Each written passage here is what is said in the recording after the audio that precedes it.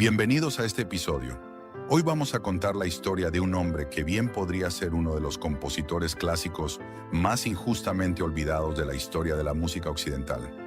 Su nombre es Orlando Di Lasso, o según el lugar en el que uno se encontrara en la Europa del Renacimiento, Orland de Lassus, Roland de Lassus o simplemente Orlando.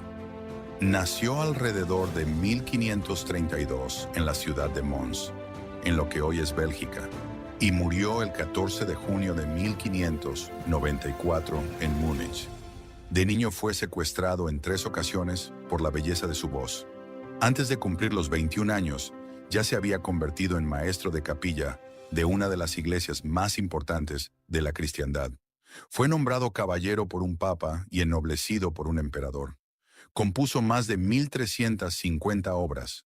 Algunas fuentes hablan de más de 2000, en 4 idiomas y en todos los grandes géneros musicales de su época. Fue con mucha diferencia el compositor más publicado del siglo XVI. Y sin embargo, hoy en día muchas personas que aman la música clásica no podrían decir ni una sola cosa sobre él. Eso es precisamente lo que este episodio pretende cambiar. Seguiremos a Orlando Di Lasso desde su difícil infancia en Mons, pasando por sus años de formación en Italia, recorriendo las cortes y las imprentas de Europa, hasta llegar al extraordinario capítulo final de su vida en Baviera. Exploraremos qué lo hizo grande, qué lo hizo humano, y por qué su música sigue hablándonos hoy, con una claridad, un humor y una profundidad que 400 años no han logrado borrar. Capítulo 1. Infancia y juventud. Para entender a Orlando Di Lasso, hay que empezar por la ciudad donde nació. Mons, en el condado de Henao, era una próspera ciudad comercial situada en la frontera entre el mundo francófono y el flamenco. A comienzos del siglo XVI, formaba parte del vasto imperio de los Habsburgo bajo Carlos V, lo que la convertía en un lugar donde el poder español, la cultura flamenca y la lengua francesa se encontraban y se entrelazaban.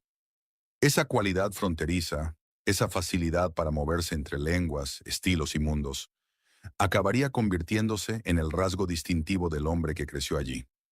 El año exacto de su nacimiento es incierto. La mayoría de los estudiosos lo sitúan alrededor de 1532, aunque algunas fuentes apuntan a 1530. Su apellido familiar fue casi con toda seguridad de Latre, no Lasso.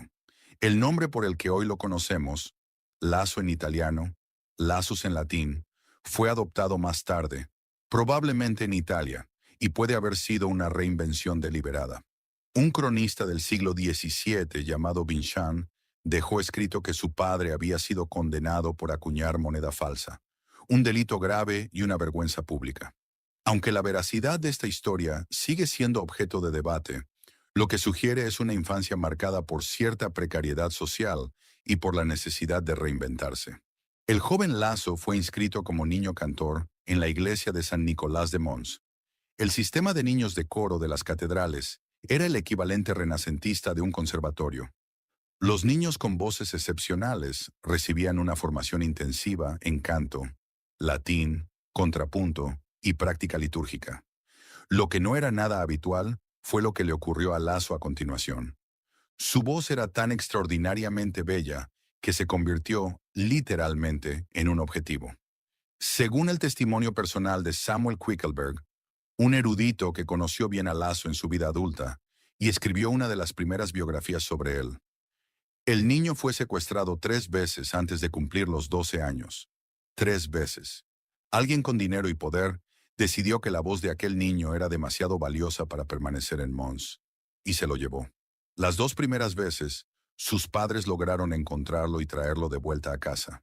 La tercera vez, en 1544, quien vino a buscarlo no era un oportunista cualquiera. Era Ferrante Gonzaga, virrey de Sicilia y uno de los comandantes militares más poderosos del ejército imperial de Carlos V. Esta vez los padres de Lasso dieron su consentimiento. El niño de 12 años abandonó Mons, y en realidad nunca regresó.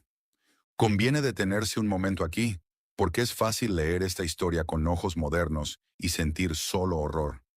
Y sí, hay algo inquietante en un sistema en el que niños talentosos eran apartados de sus familias y circulaban dentro de una red de patronazgo aristocrático y eclesiástico.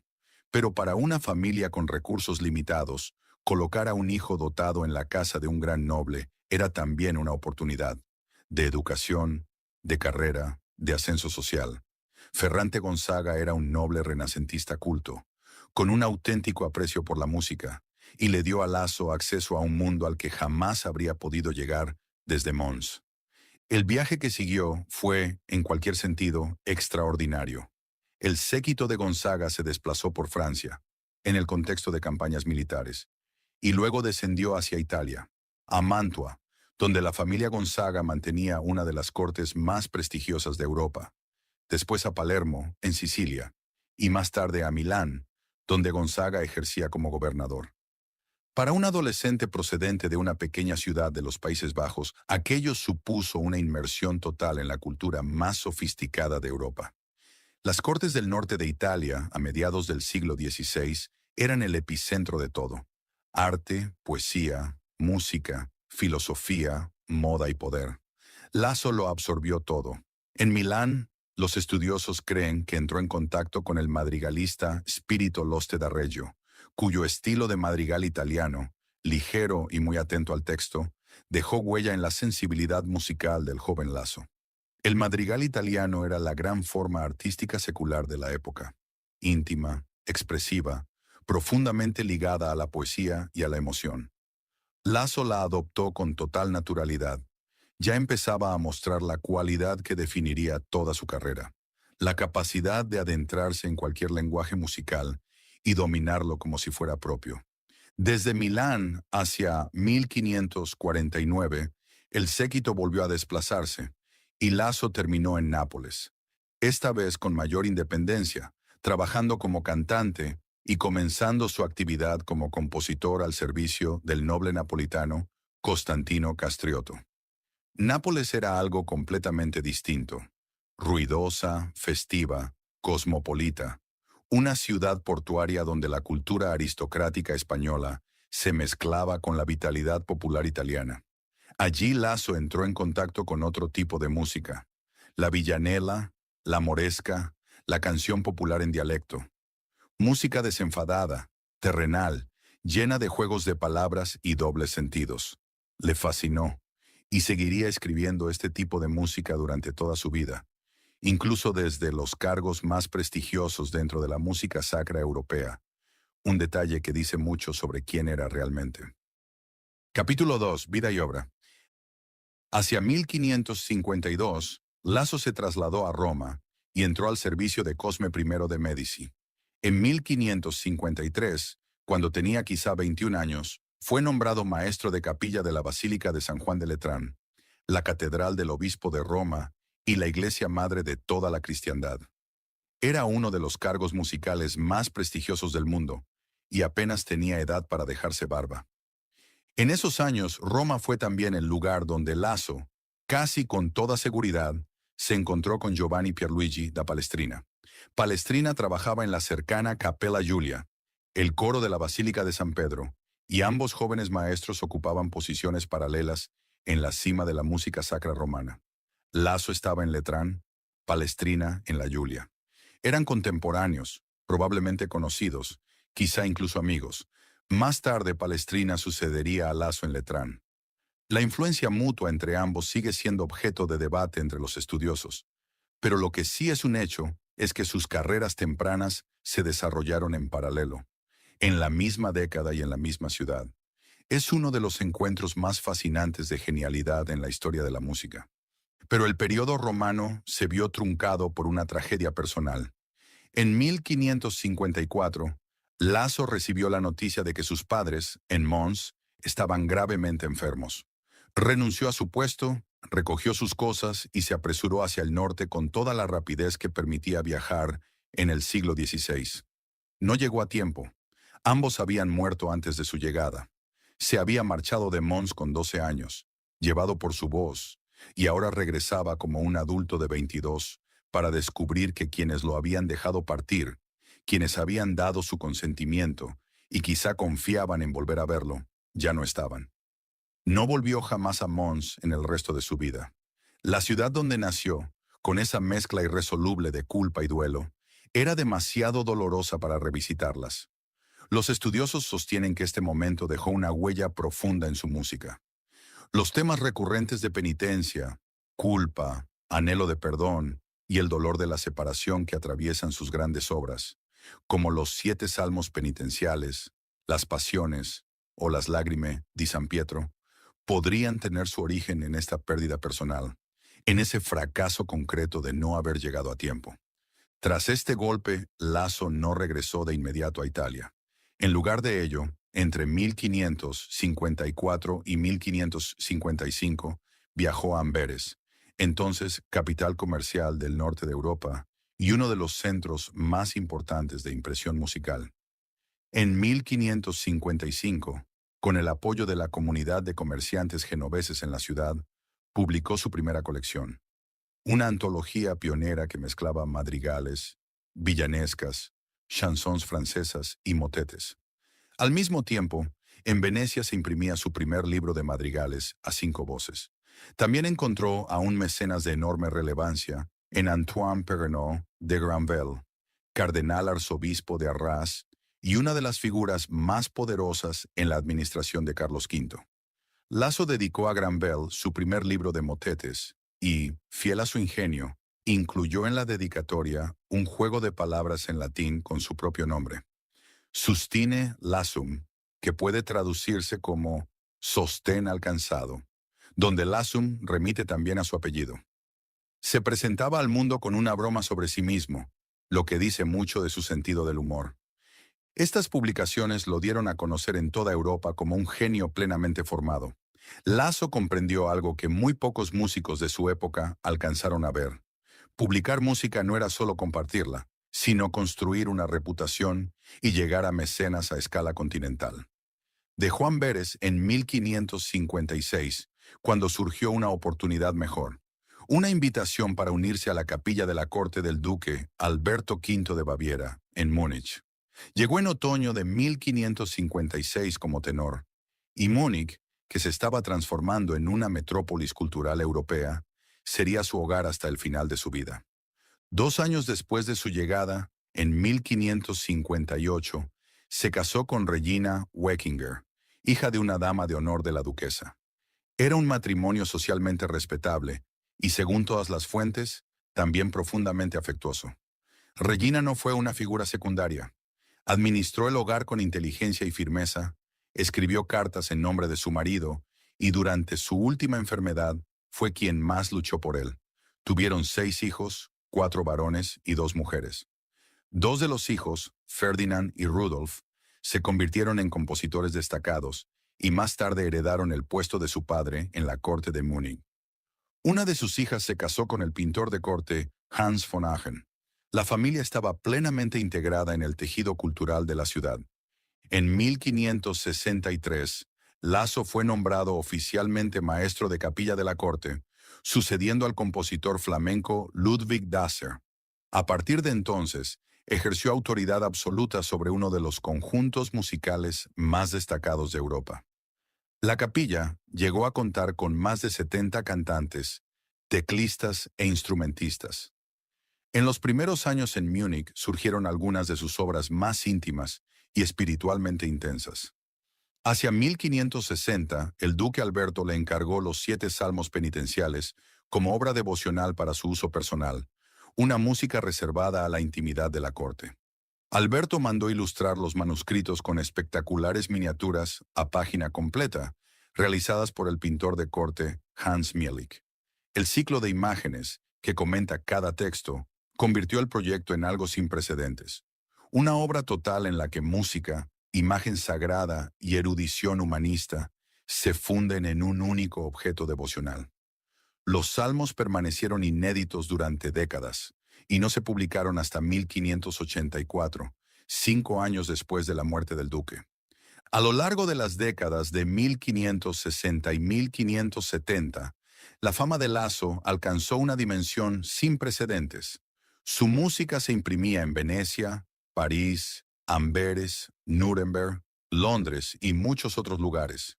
En el punto culminante de su carrera, en 1569 y 1570, aparecieron más de 20 publicaciones distintas con su música en un solo año. Pensemos lo que eso significa en una época sin tecnología de grabación, sin radio, sin plataformas digitales, sin ningún medio de difusión masiva. La única forma de que la música llegara al público era a través de libros impresos, copias manuscritas o la interpretación en vivo. Y en aquellos años, la música de Lasso se publicaba prácticamente cada 2 semanas en algún lugar de Europa. Viajaba constantemente al servicio del duque Alberto, a Flandes para reclutar cantantes, a Venecia y Ferrara para buscar músicos, y en 3 ocasiones a París para visitar la corte del rey Carlos IX de Francia. En París se movía en los círculos de los grandes poetas de la Pléyade, como Pierre de Ronsard y Joachim du Bellay, cuyos versos franceses musicalizó con una sensibilidad extraordinaria. Sus chansons francesas, en honor a esta tradición, se convirtieron en las canciones seculares más reeditadas de Europa. Y en una de las ironías más llamativas de la historia de la Reforma, incluso los hugonotes protestantes, enemigos de la corte católica y de todo lo que representaba, no pudieron resistirse a su música. Sustituían los textos de sus chansons más pícaras por versos calvinistas, utilizando canciones pop católicas como vehículo de devoción protestante.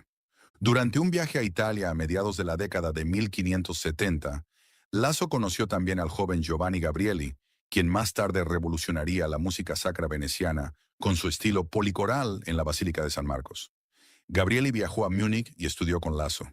Lo que absorbió en la corte bávara, la riqueza de texturas, la expresividad dramática, el juego entre grandes masas vocales, alimentó directamente el sonido ceremonial grandioso que definiría su estilo. La influencia de Lasso en la generación que dio origen al barroco temprano no fue solo estilística, sino también personal y formativa. La competencia internacional por contar con sus servicios era intensa. El rey Carlos IX de Francia intentó personalmente atraerlo a París en 1574. Lasso rechazó la oferta. La corte de Múnich reaccionó de inmediato aumentando su salario de 325 a 400 florines anuales para retenerlo. Y en 1580, el elector de Sajonia le ofreció el prestigioso cargo de maestro de capilla en Dresde. Lasso volvió a rechazarlo. Entre otras razones, mencionó sus extensas propiedades en Baviera, una casa cerca del Platzl de Múnich, otra casa contigua, y terrenos en Maysach y Schöngeising. La superestrella internacional se había convertido en un auténtico propietario bávaro. Su relación con el joven príncipe heredero, el futuro duque Guillermo V, era algo muy distinto de estos honores formales. A lo largo de la década de 1570, Lasso escribió cartas al príncipe que figuran entre los documentos más entretenidos de todo el Renacimiento. Son textos desordenados, digresivos y multilingües, que mezclan francés, italiano, latín y alemán en una misma frase, llenos de bromas privadas, apodos afectuosos y referencias codificadas que aún hoy los estudiosos discuten. En una carta, Lasso cuenta con entusiasmo cómo ganó una partida de cartas contra uno de los cortesanos. En otra, se queja de los chismes de la corte con indignación cómica. Se conservan 43 de estas cartas en la Biblioteca Estatal de Baviera, en Múnich, y ofrecen el retrato de un hombre ingenioso, afectuoso y completamente cómodo en compañía de las personas más poderosas de su tiempo. Capítulo 3. Últimos años. En 1579 murió el duque Alberto V, y su hijo lo sucedió como duque Guillermo V. La transición lo cambió todo. Alberto había sido un mecenas generoso y amante de las artes, que le concedía a Lasso una enorme libertad creativa.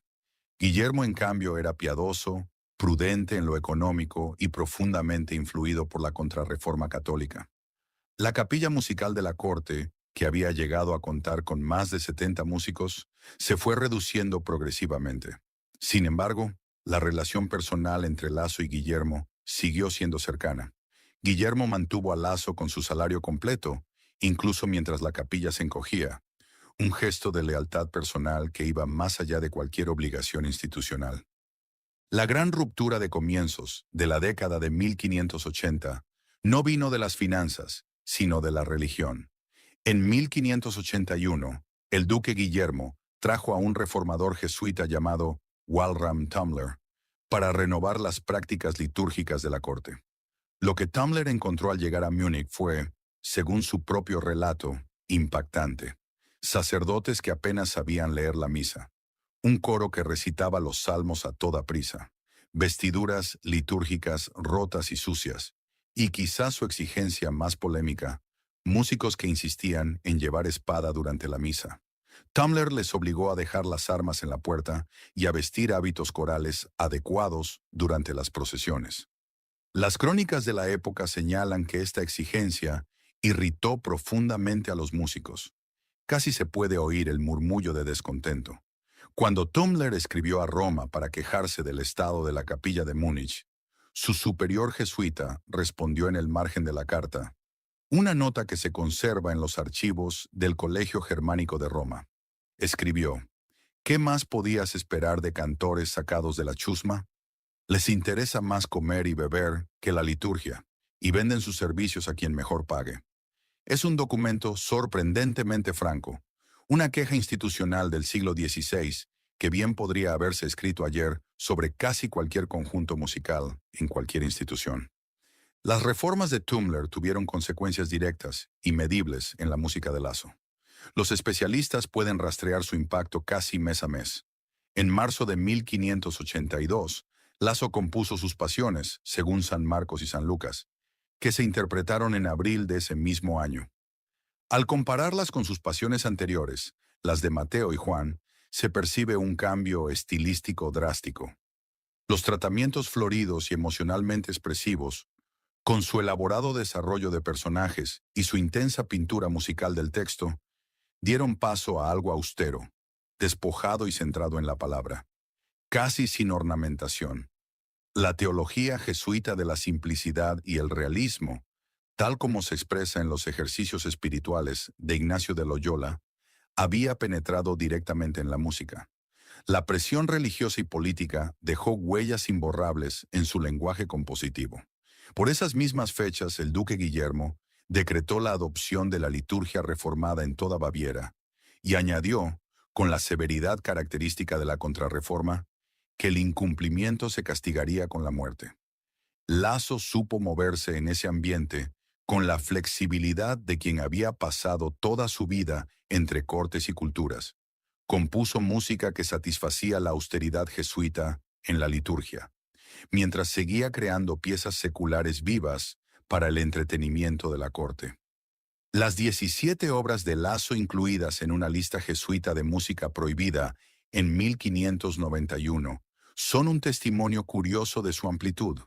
El mismo compositor cuyos profundamente devotos salmos penitenciales fueron encargados como ejercicio privado de devoción real era también el autor de canciones de bebida que suscitaron censura oficial. Hacia 1590, la oscuridad empezaba a cerrarse sobre él.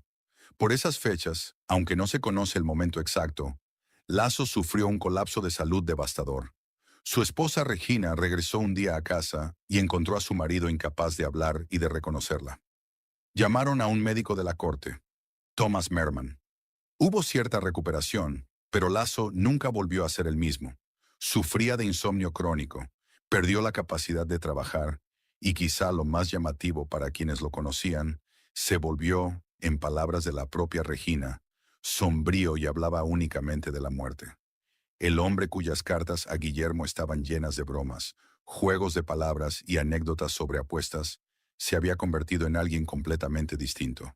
Los médicos modernos, al ver la descripción clínica, incapacidad repentina, pérdida del habla, incapacidad para reconocer a su esposa, seguida de depresión e insomnio persistentes, probablemente diagnosticarían un ictus seguido de un episodio depresivo prolongado. Los médicos del siglo XVI lo describieron como verdadera melancolía, un exceso de bilis negra. Regina luchó con determinación en su favor, escribiendo cartas a antiguos mecenas, recordándoles sus décadas de servicio fiel y argumentando que el exceso de trabajo había arruinado su salud. La situación económica en esos últimos años era frágil, y la posibilidad de caer en la pobreza, después de tantos honores, era muy real. Y sin embargo, De esa oscuridad surgió algo extraordinario en los últimos meses de su vida. En 1594, apenas unas semanas antes de su muerte, Lasso completó un ciclo de 20 madrigales sacros para 7 voces y un motete latino final. Lo tituló Lagrime di San Pietro, Las lágrimas de San Pedro. Los textos eran del poeta napolitano Luigi Tansillo, fallecido en 1568. Los versos de Tansillo retratan la agonía interior de San Pedro, tras negar a Cristo 3 veces, las etapas de la vergüenza, el dolor y el anhelo desesperado de perdón. Trata sobre la culpa, sobre la terrible distancia entre lo que somos y lo que quisimos ser, sobre pedir misericordia cuando no estás seguro de merecerla. El 24 de mayo de 1594, Lasso envió el manuscrito al Papa Clemente VIII, acompañado de una carta de dedicatoria. Lo describió como una obra de devoción personal, per mia particolare devozione. 3 semanas después, el 14 de junio de 1594, murió en Múnich. Hay un último detalle que da un matiz inquietante a esta historia. Según algunos relatos, Guillermo V había decidido precisamente ese mismo día, el día de la muerte de Lasso, destituirlo de su cargo en la corte debido a las presiones económicas acumuladas durante años. No está claro si esto es exacto o si se trata de una coincidencia trágica amplificada por la narración posterior, pero posee su propio peso simbólico. Lasso fue enterrado en el cementerio franciscano de Múnich. Sus hijos, Fernando y Rodolfo, reunieron toda su producción de motetes y la publicaron en 1604 bajo el título Magnum Opus Musicum, la gran obra musical. Como prometía el título, no era ninguna exageración. Capítulo 4. Desarrollo musical e influencia histórica. Para entender qué hace excepcional a Orlando di Lasso, hay que comprender el paisaje musical en el que se formó. La tradición dominante del Renacimiento tardío era lo que hoy llamamos la escuela franco-flamenca. Un estilo de polifonía, es decir, composición a varias voces, desarrollado por generaciones de compositores, procedentes de los Países Bajos y del norte de Francia.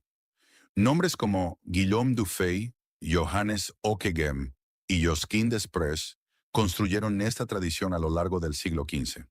Era una música de gran sofisticación técnica, de arquitectura compleja y, sobre todo, internacional. Los compositores franco-flamencos eran las superestrellas de su tiempo, reclamados en cortes de toda Europa precisamente por su dominio de este estilo. Lasso nació dentro de esta tradición, era su heredero, y sin embargo, fue mucho más allá. Lo que hizo Lasso, algo que nadie antes había logrado del todo, fue absorber completamente esa tradición y superponerle una fluidez en todos los demás lenguajes musicales importantes de su época. Compuso con la misma naturalidad en latín, italiano, francés y alemán, no solo con corrección, sino con un dominio auténtico del carácter rítmico de cada lengua, de su forma de declamar el texto y de su registro emocional. Palestrina compuso casi exclusivamente en latín. Otros compositores se especializaron en italiano o en francés. Lasso fue todos ellos a la vez.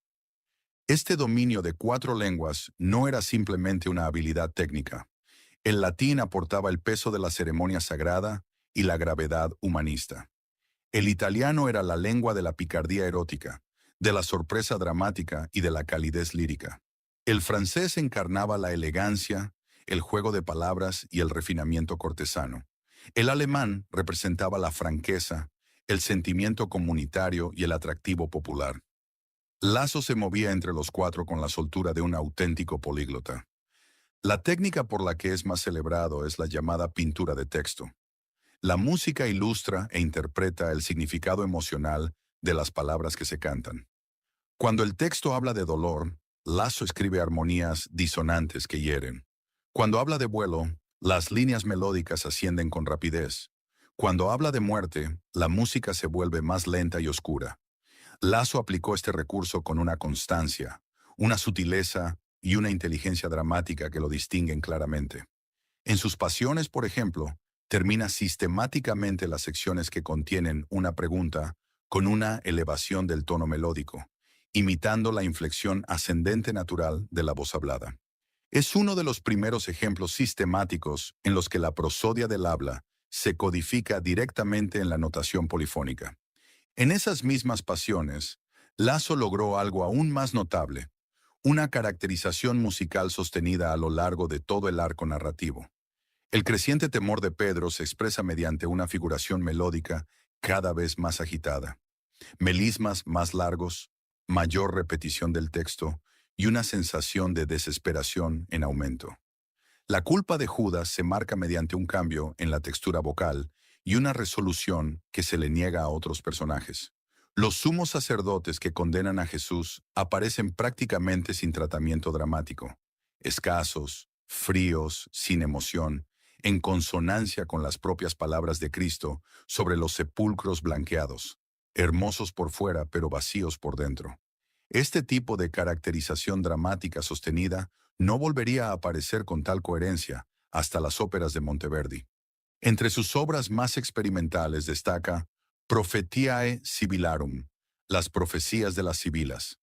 Este ciclo de 12 motetes, compuesto probablemente a finales de la década de 1550, pero publicado solo después de su muerte, utiliza un cromatismo que lleva la armonía renacentista hasta sus límites extremos. Los desplazamientos de semitono y las progresiones armónicas inesperadas producen colores que recuerdan casi a la música de comienzos del siglo XX. Clasificada como música reservata, era música de corte privada, no destinada a la interpretación pública. Lasso utilizaba así la intimidad del mecenazgo aristocrático como un laboratorio para ideas demasiado audaces para el gran público. Este concepto de música reservada para audiencias selectas, fue uno de los marcos intelectuales definitorios de la cultura musical del Renacimiento tardío. Estaba vinculado al proyecto humanista de recrear el supuesto poder ético de la música de la antigua Grecia, mediante una unión íntima entre texto y sonido. Lasso fue uno de sus principales exponentes, y los 7 salmos penitenciales pertenecen a esta misma idea tanto como las profecías de las sibilas.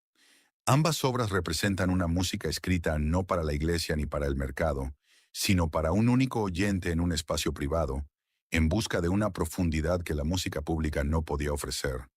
Su producción secular es igualmente notable. Su chanson francesa Je l'aime bien se conserva en 31 ediciones conocidas. Su versión de Suzanne un jour apareció en 28 ediciones, además de 22 arreglos en tablatura para instrumentos solistas. Son cifras comparables, en términos de difusión cultural, a las de una canción moderna que encabeza las listas de éxitos. Junto a estos éxitos populares, escribió canciones de taberna desenfadadas y parodias cómicas de música litúrgica. Un motete, Fertur in convivis, incluye la línea, en latín, amo más la taberna que la iglesia. Para Lasso no había contradicción entre la sublime polifonía sacra y escribir sobre la preferencia por la taberna. Ambas eran expresiones de la experiencia humana. También incorporó su propio nombre en su música. El sistema de solmización renacentista utilizaba sílabas para las 6 notas del desacordo. Ut, re, mi, fa, sol, la. El nombre de Lasso comienza con la, un intervalo descendente de segunda mayor, la seguido de sol. Aparece repetidamente en obras asociadas a él y en homenajes de otros compositores. Esta firma La Sol se convirtió en su monograma musical personal, una especie de tarjeta de presentación reconocida en toda Europa. El compositor flamenco Jean Turnhout, en una colección de madrigales de 1589, dedicada al gobernador de los Países Bajos, abre varias piezas citando esta figura, la sol tomada de las composiciones del propio Lasso, lo que los estudiosos describen como una discreta reverencia al divino Lasso. En su primer libro de motetes, publicado en Amberes en 1556, Lasso abre la colección con un motete, cuyo texto latino incluye la frase Musarum famulum ne despis, sustine Lassum, no desprecies a este servidor de las musas, sostiene al fatigado. La palabra Lassum, que significa el fatigado, es al mismo tiempo un juego de palabras con su apellido, y colocó su firma musical La Sol exactamente sobre esa palabra.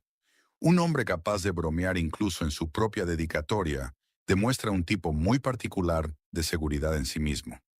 Uno de los episodios más curiosos de la historia editorial de Lasso tiene que ver con su canción de taberna Fair Touring Convivis, que los editores Leroy y Ballard publicaron en 1576 junto a una lamentación fúnebre satírica dedicada al compositor Clemens non Papa. Claramente se trataba de una broma. Sin embargo, editores hugonotes, al parecer sin captar la intención satírica, adoptaron el texto fúnebre como si fuera una expresión sincera de devoción y lo reeditaron en himnarios protestantes. Así, una parodia de canción de taberna terminó convirtiéndose, a través de una cadena de malentendidos, en música sacra protestante devota. Lo sagrado y lo profano quedaron irremediablemente entrelazados, lo cual, en cierto modo, es una metáfora perfecta de toda la obra de Lasso. ¿Qué decían de él sus contemporáneos? El teórico musical Michael Praetorius, a comienzos del siglo XVII, afirmó que los motetes de Lasso representaban la cumbre del género en toda su época. El compositor Jean de Castro reorganizó sistemáticamente sus motetes de 4 a 6 voces en versiones a 3 voces durante la década de 1570, como ejercicio de aprendizaje compositivo, tratando la obra de Lasso como el manual pedagógico supremo. Johann Sebastian Bach, un siglo más tarde, estudió y transcribió sus motetes. Los salmos penitenciales se siguieron interpretando en iglesias bávaras hasta bien entrado el siglo XIX. Y sin embargo, hoy cuando se habla de polifonía renacentista, el nombre que suele venir a la mente es Palestrina, no Lasso. Los estudiosos han señalado desde hace tiempo este desequilibrio. En vida, Lasso fue mucho más famoso, más publicado y más interpretado que Palestrina. Este desplazamiento se produjo gradualmente, en parte por razones lingüísticas. Palestrina compuso casi exclusivamente en latín, lo que hacía su obra accesible a cualquiera con formación musical católica. Lasso, en cambio, compuso en 4 lenguas, y para apreciar plenamente la agudeza de sus chansons francesas, la fuerza dramática de sus madrigales italianos y el carácter terrenal de sus canciones alemanas, es necesario abordarlo en su propio terreno multilingüe. Durante siglos, eso resultó demasiado exigente para la mayoría de oyentes y estudiosos. Solo a finales del siglo XX, su reputación empezó a recuperar el terreno perdido. Capítulo 5. Vida fuera de la música. Todo el material personal que se conserva sobre Orlando Di Lasso apunta a una misma imagen, la de un hombre de humor incontenible, gran agilidad verbal y una calidez humana muy marcada. Sus cartas al duque Guillermo V son documentos extraordinarios. Están escritas en varios idiomas, llenas de juegos de palabras, ironía sobre sí mismo, chismes y bromas privadas que los estudiosos aún intentan descifrar. Lasso se dirige al príncipe con una cercanía juguetona, utilizando apodos y referencias en clave que sugieren una intimidad real, más que una simple formalidad cortesana. Cuenta cómo gana en las cartas. Se queja del clima, de los viajes y de los rumores de la corte. Juega incluso con su propio nombre, escribiendo en una ocasión que estaba Lasso ma di buon cor, es decir, cansado pero de buen ánimo. En italiano, Lasso significa cansado. Es a la vez su nombre y un juego constante, suave y autoirónico sobre su propio estado. Más allá de sus cartas, la imagen de su vida cotidiana es la de una domesticidad estable y confortable. Se sentía orgulloso de sus propiedades, cuidaba un jardín, jugaba y, al parecer, ganaba más de lo que perdía. Comía y bebía bien. La queja del superior jesuita, quien decía que sus músicos estaban más interesados en comer y beber que en la liturgia, probablemente reflejaba algo del ambiente general de la capilla de la corte de Múnich que Lasso dirigía. Era una persona presente, sociable, de trato cercano, alguien que pertenecía a la mesa con amigos, no al retiro solitario.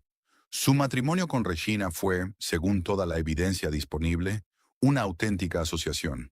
Tuvieron 6 hijos a lo largo de los años, y su hogar era amplio y lleno de vida. Durante su enfermedad final, fue Regina quien tomó el control. Escribió a los mecenas, gestionó las finanzas y describió el estado de su marido en cartas, que siguen siendo la principal fuente clínica sobre lo que le ocurrió. Su voz en esas cartas es firme, preocupada y orgullosa.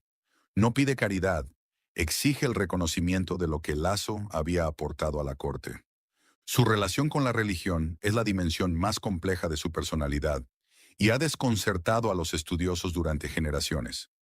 Lasso fue católico romano toda su vida, y su música sacra, los salmos penitenciales, las pasiones, las profetiae sibilarum, las lagrime di San Pietro, se cuenta entre las obras espiritualmente más profundas y sinceramente devocionales del siglo XVI. Son creaciones de un hombre que afrontó de verdad la fe, la culpa y la esperanza en la misericordia divina. Y sin embargo, ese mismo hombre escribió canciones de bebida que parodiaban la liturgia. Puso música a textos que celebraban la taberna por encima de la iglesia. Compuso misas basadas en material musical de chansons seculares e incluso eróticas, y llenó sus obras italianas profanas de juegos de palabras obscenos. El provincial jesuita de Baviera incluyó 17 de sus piezas en una lista de música prohibida en 1591. Al mismo tiempo, los hugonotes utilizaban sus chansons picantes como material de oración devocional. Ambas cosas eran ciertas a la vez. La interpretación académica más convincente sostiene que Lasso operaba dentro de una clara distinción renacentista entre lo secular y lo verdaderamente profano. Lo secular era un espacio humano compartido, pícaro, terrenal, cómico, que la cultura cristiana podía contener e incluso redimir. Solo lo auténticamente antirreligioso, lo directamente blasfemo, estaba realmente prohibido, y Lasso nunca cruzó esa línea. Además, la práctica de basar obras sacras, misas, Magnificat, en material musical secular era completamente habitual en la cultura musical renacentista. Se entendía como una elevación artística, tomar material mundano y ennoblecerlo espiritualmente al situarlo en un contexto sagrado. Lasso fue uno de los mayores maestros de esta técnica, habiendo compuesto alrededor de 100 versiones del Magnificat, muchas de ellas basadas en fuentes seculares, incluyendo canciones de amor y música de danza. En sus últimos años, la dimensión religiosa adquirió un carácter profundamente personal. Las Lagrime di San Pietro no son una obra devocional encargada, son la meditación de un hombre moribundo sobre la culpa y la esperanza de perdón. Pedro había fallado a su Señor en el momento más decisivo. Lasso había fallado a sus padres en el momento más decisivo. El paralelismo no necesita ser argumentado por los estudiosos. Está presente en cada compás de la música. En uno de los madrigales del ciclo de las Lagrime, aparece una frase en latín integrada en el texto: sedisti lassus, te sentaste cansado. La palabra lassus en latín significa cansado o exhausto. También es el propio nombre de Lasso. Los estudiosos han señalado que este momento, un compositor moribundo que inserta su propio nombre en una oración dirigida a Cristo, pidiendo misericordia, es quizá el instante más íntimo de toda su música. Es un hombre que dice: estoy aquí, estoy cansado, llevo en mi nombre el cansancio. Por favor, no me olvides. Capítulo 6. ¿Dónde se le puede encontrar hoy?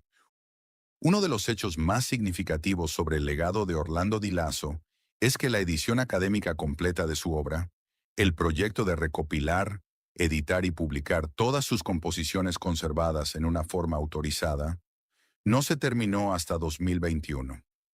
No en 1921. No en 1821. En 2021. 427 años después de su muerte. Ese es el tiempo que hizo falta para comprender plenamente la magnitud de lo que dejó. La institución responsable de completar esta tarea monumental es la Academia Bávara de Ciencias y Humanidades, en Múnich. La edición completa de Orlando Di Lasso de la Academia, conocida en alemán como Gesamtausgabe, se inició en la década de 1890 por Franz Xaver Haberl y Adolf Sandberger. Se vio interrumpida por problemas económicos y las guerras, y se relanzó en 1956.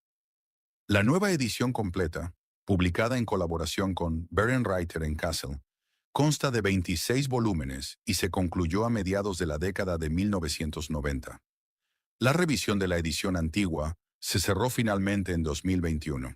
La Biblioteca Estatal de Baviera, en Múnich, conserva algunas de las fuentes primarias más importantes de Lasso en el mundo. Entre ellas se encuentra el Códice Mielich, el manuscrito iluminado de los 7 salmos penitenciales, pintado por el artista de la corte Hans Mielich, que combina la partitura musical con un ciclo completo de miniaturas que ilustran cada salmo. Muchos de estos manuscritos están hoy disponibles en formato digital a través de las colecciones en línea de la biblioteca. La editorial musical Berenreiter, en Kassel, sigue publicando volúmenes individuales de la obra de Lasso en ediciones de interpretación, poniendo sus partituras al alcance de coros y conjuntos de todo el mundo. Breitkopf y Hertel, en Leipzig, publicó partes importantes de la antigua edición completa, y Carus Verlag, en Stuttgart, ofrece ediciones especialmente pensadas para el trabajo coral. En Mons, la ciudad belga donde nació Lasso, el compositor es recordado con un monumento en el complejo arquitectónico llamado La Cantoria. Mons fue designada Capital Europea de la Cultura en 2015, ocasión que dio lugar a una programación destacada dedicada a su música y su legado. Para quienes quieran escuchar su música en directo, el panorama es especialmente rico. Conjuntos especializados en música antigua, en toda Europa y más allá, han hecho de Lasso una figura central de su repertorio. El Huelgas Ensemble, dirigido por Paul Van Nevel, ha grabado una parte importante de su obra, incluida la Grimm di San Pietro, con una profundidad tanto académica como artística difícil de igualar. El conjunto La Tempête, bajo la dirección de Simon-Pierre Bestion, publicó en 2024 una grabación titulada Orlando, A Melancholic Portrait, que aborda la música de Lasso con gran libertad en la instrumentación y el color sonoro, proyectando su obra hacia el siglo XXI. El Hilliard Ensemble, Profeti de la Quinta y el Ensemble Vocal Européen, dirigido por Philipp Herwege, también han realizado contribuciones importantes a la discografía de Lasso. Para quienes se acercan por primera vez a su música, la Grimm di San Pietro es el punto de partida natural, una obra de una intensidad emocional devastadora y de una coherencia musical extraordinaria, que puede escucharse de una sola vez. Entre las universidades y conservatorios donde la obra de Lasso forma parte de un estudio musicológico e interpretativo riguroso, se encuentran Cambridge, Harvard, Yale, la Ludwig Maximilians Universität de Múnich y la Schola Cantorum Basiliensis, en Basilea, el principal centro europeo de formación en interpretación histórica. El estudio académico de referencia en lengua inglesa es Orlando di Lasso Studies, editado por Peter Bergquist y publicado por Cambridge University Press en 1999. La música de Lasso también ha llegado al mundo del cine. En 1974, el director alemán Werner Herzog utilizó su Requiem a 5 como parte de la banda sonora de El Enigma de Caspar Hauser, una película sobre un joven que apareció en Nuremberg en 1828 sin memoria ni lenguaje. La película obtuvo el Gran Premio del Jurado en Cannes. Más recientemente, en 2022, el director de documentales franco-belga Joachim Thom realizó un filme de 56 minutos titulado Orlando di Lasso, A Composer's Life in the Renaissance, emitido por Arte, que combina música y relato para contar la historia de su vida. El álbum Orlando de la Tempête, publicado en 2024, surge directamente de ese proyecto documental. Un homenaje especialmente significativo al legado de Lasso conecta su nombre con el mundo vivo de la educación musical. En 2006, el Rotary Club München International fundó en Múnich la Orlandus Lassus Stiftung, la Fundación Orlandus Lassus. Su propósito es apoyar a estudiantes de música altamente talentosos de la Universidad de Música y Teatro de Múnich que atraviesan dificultades económicas. Su objetivo es ayudar a los jóvenes músicos, tanto en su desarrollo artístico como en su papel dentro de la sociedad. La elección de Orlando di Lasso como figura que da nombre a la fundación fue deliberada. Como músico de proyección internacional y mediador cultural, que a lo largo de su vida cruzó lenguas, fronteras y mundos sociales, Lasso representa una inspiración particular para una institución dedicada a formar a la próxima generación de talento musical. Hoy en día, en Múnich, Lasso también es homenajeado con una estatua de bronce en la Promenadenplatz, que, en una de las notas más curiosas de la historia musical, comparte espacio con los tributos de los admiradores de Michael Jackson que la adornan con letras de canciones, velas y flores. Una afinidad inesperada entre el príncipe de la música y el rey del pop. Resumen. Orlando Di Lasso nació alrededor de 1532 en Mons. Fue secuestrado 3 veces durante su infancia y, llevado por las circunstancias, acabó viviendo una vida de una amplitud extraordinaria. Pasó por Nápoles, Roma, Amberes y finalmente Múnich, donde residió los últimos 38 años de su vida. Compuso más de 1.350 obras en 4 lenguas, abarcando todos los grandes géneros vocales de su tiempo. Fue el compositor más publicado del siglo XVI, reconocido por papas y emperadores, y conocido en toda Europa, desde las cortes de Francia hasta los coros de la Alemania protestante.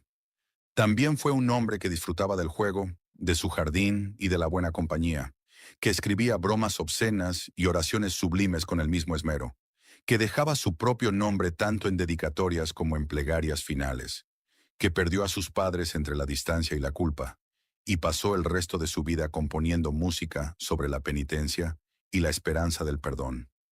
Murió el 14 de junio de 1594, pocos días después de enviar su última obra maestra a Roma, en una ciudad que se había convertido en el único hogar que verdaderamente eligió. Su música no es difícil de amar. Es generosa, humana, ingeniosa y conmovedora. Solo pide que la encuentres en la lengua en la que habla, y habla muchas.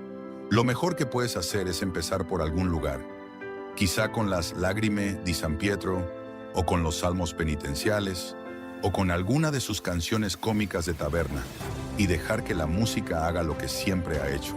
Si este episodio ha abierto una puerta a ese mundo, habrá cumplido su propósito. Gracias por escuchar.